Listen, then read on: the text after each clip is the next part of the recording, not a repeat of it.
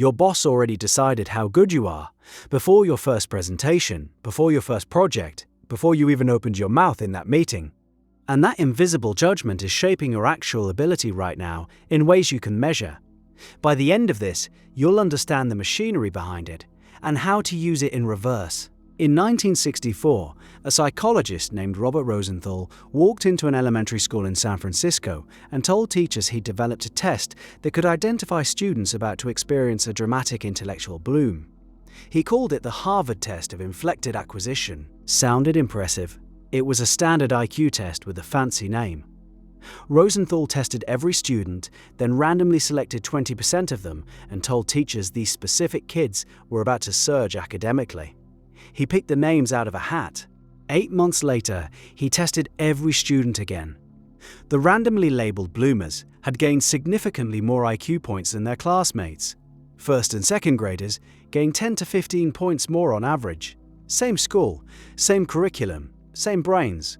The only variable that changed was the teacher's expectation. So, what actually happened in those classrooms? The teachers gave those kids more time to answer questions. They smiled more when those kids spoke. They offered more detailed feedback, more challenging material, more second chances after wrong answers. The teachers didn't know they were doing any of this. When researchers asked them afterward, most denied treating anyone differently. The bias was invisible to the person carrying it. This is where it gets personal. Think about the last job you started. Your manager formed an impression of you within the first week, maybe the first conversation. Research from the University of Manitoba found that supervisors' initial expectations predicted employee performance ratings 6 months later, even after controlling for actual output. The expectation came first. The performance followed. Your body picks up on these signals before your conscious mind does. When someone expects you to succeed, their posture opens toward you. Their vocal tone warms by a fraction. They hold eye contact a half second longer. You register all of this below the threshold of awareness. And something shifts. Your shoulders drop. Your voice steadies. You take the kind of risks that lead to visible wins. Now flip it. When a manager expects mediocrity, they monitor more and mentor less. They assign safer tasks. They interrupt sooner. And you feel that chill, that slight withdrawal of trust, even if you can't name it. Your performance contracts to fit the container they built for you.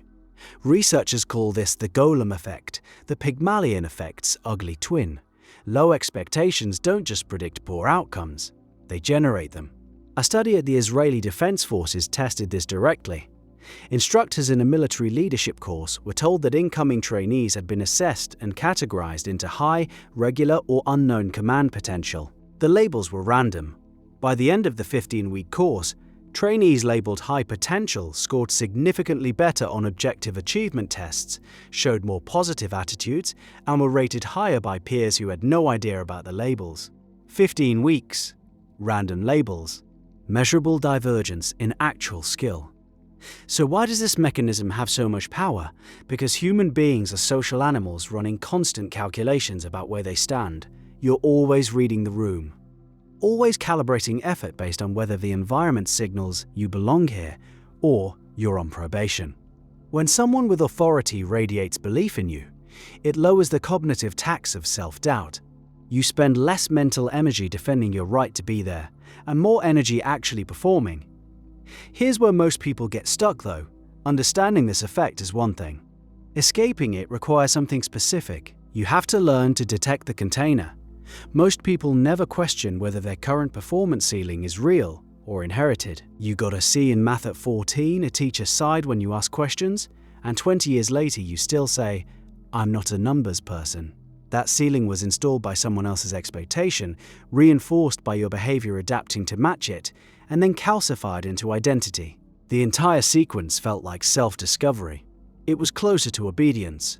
Dov Eden, the researcher behind the Israeli military study, spent decades testing the Pygmalion effect across industries, banking, manufacturing, vocational training. The pattern held everywhere, but he found something else. When managers were explicitly trained to recognize and raise their expectations, the effect could be harnessed deliberately. One study in a large financial firm showed that managers who completed a Pygmalion leadership workshop saw measurably higher performance from their teams compared to a control group. The managers learned to communicate high expectations through behavior, assigning stretch goals, expressing confidence before results came in, treating mistakes as data rather than evidence of inadequacy. This works on yourself too. Actually, no. It works on yourself most powerfully, because nobody spends more time setting expectations for you than you do. Every morning you wake up running an internal briefing about who you are and what you're capable of. That briefing was written by old managers, old teachers, old relationships, old failures, and you treat it like a weather report, something you observe, something that just happens to you. You can rewrite the briefing. The mechanism is identical to the one Rosenthal found in that San Francisco classroom. When you genuinely expect more from yourself, your behavior shifts in dozens of tiny ways. You prepare differently. You speak up sooner. You recover from setbacks faster because the setback doesn't confirm a narrative of inadequacy. It's just a data point that conflicts with your operating expectation. The skeptic in you might push back. Isn't this just positive thinking dressed up with citations? Fair question. Positive thinking without behavioral change is decoration. The Pygmalion effect works because the expectation changes behavior, and the behavior changes outcomes. The belief alone does nothing. A teacher who silently believes a student is gifted, but assigns them the same worksheets as everyone else, produces zero effect. The belief has to leak into action, more challenging questions, longer wait times, richer feedback loops. Same applies to you. Telling yourself you're capable while continuing to avoid difficult projects is theatre. The expectation has to change what you do Monday morning. Apply for the role you think you're not quite ready for. Volunteer for the presentation that scares you. The fear doesn't disappear. You act before it resolves, and the action itself generates evidence that updates the expectation. A feedback loop that compounds. There's a structural barrier worth naming here. Some workplaces are expectation traps. The manager has already decided who's promotable. The culture rewards visibility over substance. In environments like these, individual belief hits a ceiling because the system's expectations override your own. Recognizing this matters because sometimes the most strategic move is changing the environment, finding a manager who operates like those trained Pygmalion leaders, rather than fighting an invisible headwind alone. Willpower doesn't outrun structural bias forever, but you have more influence over this than you think. You can choose who you spend your hours around. You can seek feedback from people who challenge you, rather than confirm your current shape. You can notice when you've adopted someone else's low expectations as your own identity. I'm just not a leader. I'm not creative. I don't have the personality for sales. And trace that belief back to its source.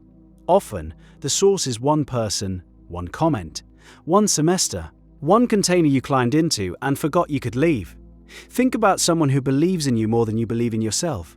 A mentor, a friend, a partner who looks at you with slight confusion when you sell yourself short. That person is running the Rosenthal experiment on you every day. They're assigning you harder questions, giving you longer to answer, offering feedback that assumes competence rather than confirming doubt. You perform differently around them, and you've probably noticed. That version of you isn't fake. It's what happens when the container expands. You can build that container for other people too. The research is clear. Managers who set high expectations and back them with genuine support produce teams that outperform on every measurable axis. When you treat a colleague like they're capable of more, you change their biochemistry, their risk tolerance, their willingness to stretch. You become the Rosenthal in someone else's classroom. Back to that San Francisco school. The bloomers gained those IQ points in 8 months. 8 months of warmer smiles, harder questions, patient silences after wrong answers. The teachers never knew they were running an experiment. They just acted on what they believed, and reality bent to match. Right now, someone's expectation of you is shaping what you attempt, how long you persist, and what you believe is possible. You didn't choose that expectation. But starting today, you can choose whether to keep living inside it. The container has always been optional. You just grew so used to its walls that they started to feel like skin.